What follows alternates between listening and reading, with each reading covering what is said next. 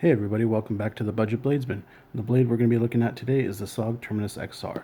But I will say this is the original version, so this has a little bit different steel than the ones that are out now. We'll pop this open, and we'll show you the steel. And the steel on this, as you can see there, is a CTS BDZ1 steel. And so we'll go Y over way. It's a little bit different in just a little bit.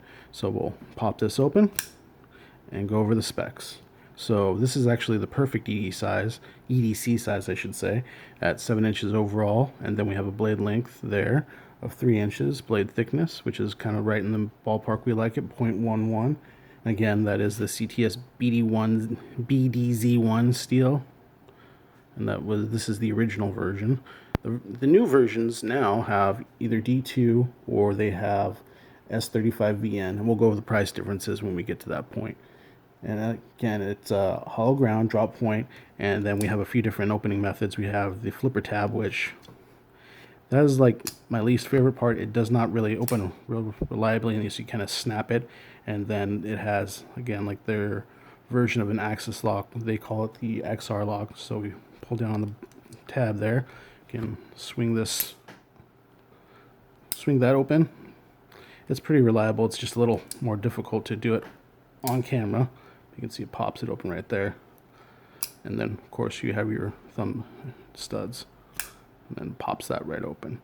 Again, it is pretty smooth. It's just a little bit difficult to do it on camera, except for, unfortunately, the thumb flipper doesn't really seem to be as smooth. Again, this is an ambidextrous knife. You have all three options are ambidextrous, your thumb stud, your lock, and of course the thumb stud. So I should say thumb flipper. And this is a deep ride carry clip. You can see you can flip it over to both sides, so it is pretty nice and deep ride. So we're looking at carbon fiber overlay on this. It's G10 with carbon fiber overlay on the handles, so it's kind of a nice, you can kind of see there, G10 look. And it's a pretty nice little smooth knife. And like I said, it is perfect right in that middle of where we like in the EDC knife.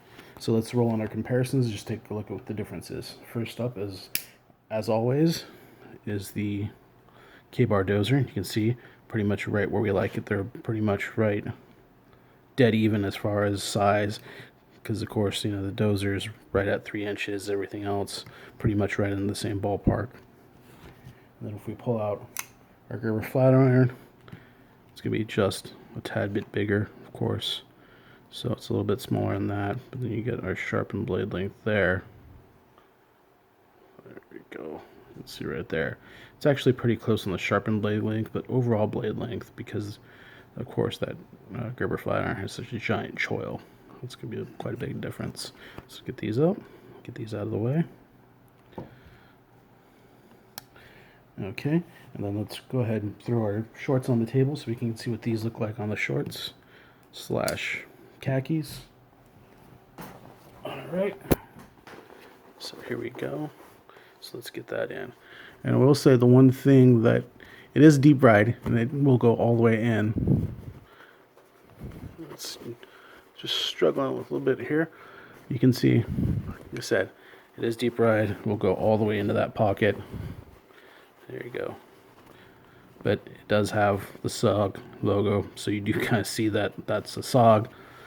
And if you're a knife person, you know what that is. And maybe if you're not a knife person, you wouldn't know what that is. But you definitely, it's definitely unique, and you do kind of see it. But the knife does disappear in the pocket. It is very deep ride. I will say that sometimes, though, with that little bit of extra right there, that the knife loop over will kind of tend to catch on this clip sometimes, so you really have to make sure you really get it out. So we'll flip this over, and again, this isn't a very big knife, so plenty of room in the pocket there, you can see.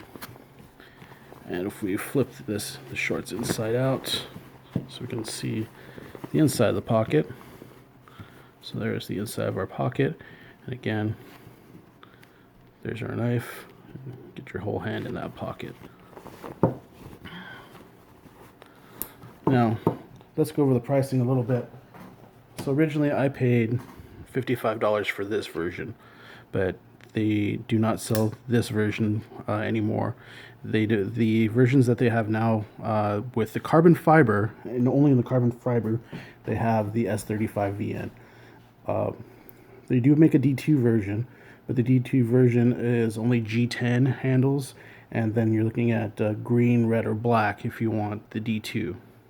I've had pretty good luck with this steel so far. I haven't really had any rust issues. I know there have been some people out there that have said they've had rust. A couple of my other knives that have just kind of sat around haven't rusted before, but this one seems to have done all right. So it is a pretty stout little knife. You can definitely feel it in pocket. It is a little bit on the thick side, even though as far as handle width goes. But it's a pretty good solid knife. It kind of does give you, that fidget factor, for a little bit cheaper than a Benchmade. Lock it open, close, flick it all day. So it's kind of a fun little knife, especially since it gives you a couple different actually 3 different methods of deployment: your flipper tab, your XR lock, and your thumb studs. So all in all, it's a pretty solid knife. I would definitely recommend it.